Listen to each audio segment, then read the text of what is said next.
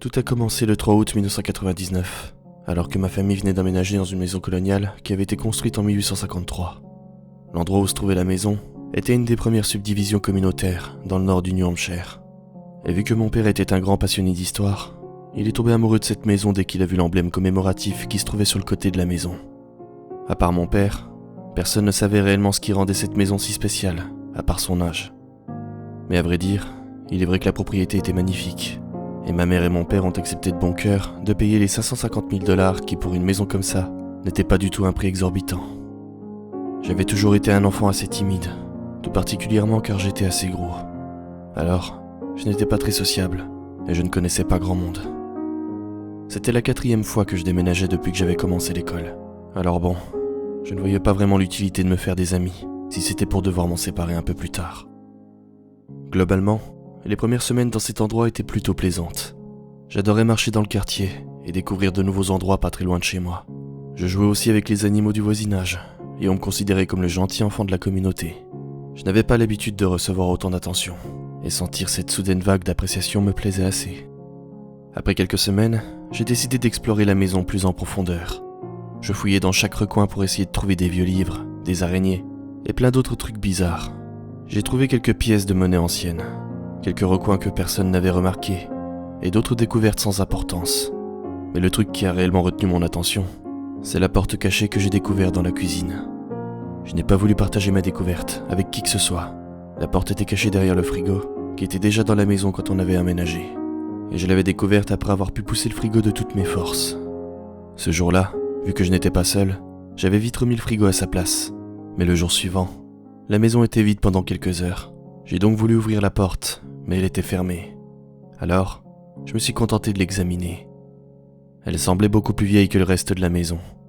Il y avait un heurtoir à la place de la poignée, et la porte était faite d'un bois extrêmement épais.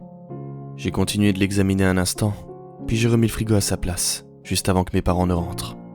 Par chance, ils m'ont dit que ce soir-là, ils allaient ressortir pour aller dîner, et qu'ils me faisaient confiance pour rester à la maison sans la babysitter. C'était le moment parfait pour moi d'essayer de résoudre le mystère de la porte, et essayer de voir ce qui se cachait derrière. Alors dès qu'ils sont partis, je me suis mis au travail. Mes parents adoraient regarder des émissions et des films sur les crimes, et dedans, il y avait toujours des scènes qui expliquaient comment crocheter une serrure. Bien sûr, comme dans les films, j'ai essayé de déverrouiller la porte en passant une carte en plastique dans la fente, mais ça n'a pas fonctionné. Je suis ensuite allé chercher une grosse épingle que j'ai enfoncée dans la serrure, et après 10 minutes, j'étais extrêmement frustré de mon échec. Alors, j'ai attrapé un couteau que j'ai enfoncé de toutes mes forces dans la serrure. Et par je ne sais quel miracle, la porte s'est ouverte après ça. Elle a grincé fortement alors que je la poussais pour l'ouvrir. Une odeur a commencé à remplir la cuisine, qui devenait de plus en plus forte au fur et à mesure que je poussais la porte.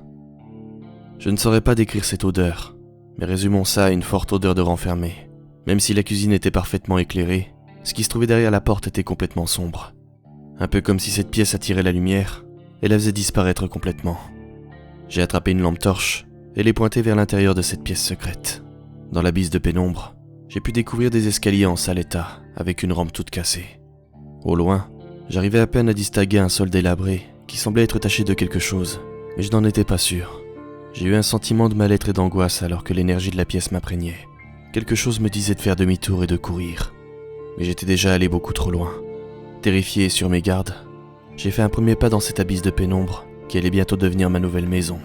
Les escaliers bougeaient à chaque pas que je faisais, ce qui m'a fait réaliser que l'escalier était sûrement très peu solide, car dévoré par les termites, et qu'il était très probable que le bois cède et que je me fasse mal en tombant, ou pire encore. Mais j'étais déterminé à continuer. Alors, j'ai couru jusqu'en bas de l'escalier, en sautant littéralement sur le sol froid. J'ai balayé la pièce de ma lampe torche, et à mon grand étonnement, la pièce semblait particulièrement élégante. Le sol était entièrement fait de marbre, les murs étaient recouverts de jolies peintures, et des voiles étaient suspendues au plafond comme des décorations. La pièce entière était recouverte de dorures. À part les peintures, il n'y avait rien dans cette jolie pièce. Je ne sais pas pourquoi, mais cette pièce me rappelait un ancien salon de coiffure ou quelque chose du genre. Ça semblait bizarrement beau. J'ai remarqué qu'il y avait un couloir au coin de la pièce. Alors, j'ai marché dans cette direction. Dès que je suis arrivé devant le passage, j'ai remarqué un changement drastique dans la qualité de la décoration. Le couloir était juste gris. Il y avait des pierres apparentes et aucune décoration. Mes jambes ont commencé à trembler, et j'avais vraiment envie de faire demi-tour, mais je n'y arrivais pas. C'était comme si je savais que j'avais quelque chose à y faire. J'ai commencé à m'enfoncer dans le couloir. Au début, il était spacieux, mais plus j'avançais, et plus il devenait petit et étroit. On aurait presque dit qu'il s'affaissait sur lui-même. Mais j'étais trop curieux, car ce passage renfermait probablement des trésors, des reliques anciennes, ou des choses encore plus intéressantes. Il fallait que j'en aie le cœur net. Alors que je commençais à me dire que le tunnel devenait impraticable, car le couloir devenait bien trop étroit, je suis soudainement arrivé dans une pièce immense, d'environ 50 mètres carrés. La pièce était effrayante. Il y avait des toiles d'araignées remplies d'œufs. Les cafards avaient l'air gigantesques, et les murs quant à eux étaient tachés et craquelés. À un endroit, 3 fissures côte à côte donnaient l'impression d'être des marques de griffures. Et tout au bout de la pièce, au centre du mur, se trouvait un grand cadre photo. Alors que j'avançais vers le cadre, j'étais de plus en plus terrifié. Mais j'ai finalement eu le courage de pointer ma lampe torche directement dessus. J'ai eu l'impression que mon cœur allait s'arrêter net, alors que j'ai vu ce qu'il y avait dessus. La photo était celle d'une femme qui semblait avoir été brutalement torturée et tabassée. Elle arborait un sourire macabre, dû aux taillades faites au coin de ses lèvres qui remontaient jusqu'à ses oreilles.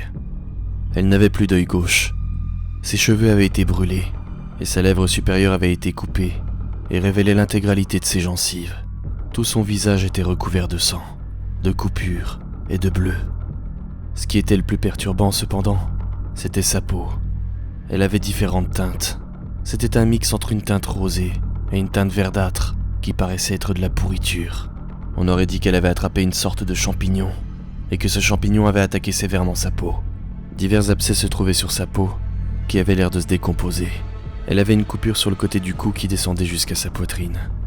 Et en me rapprochant, j'ai vu que c'était une scarification, un message laissé au couteau.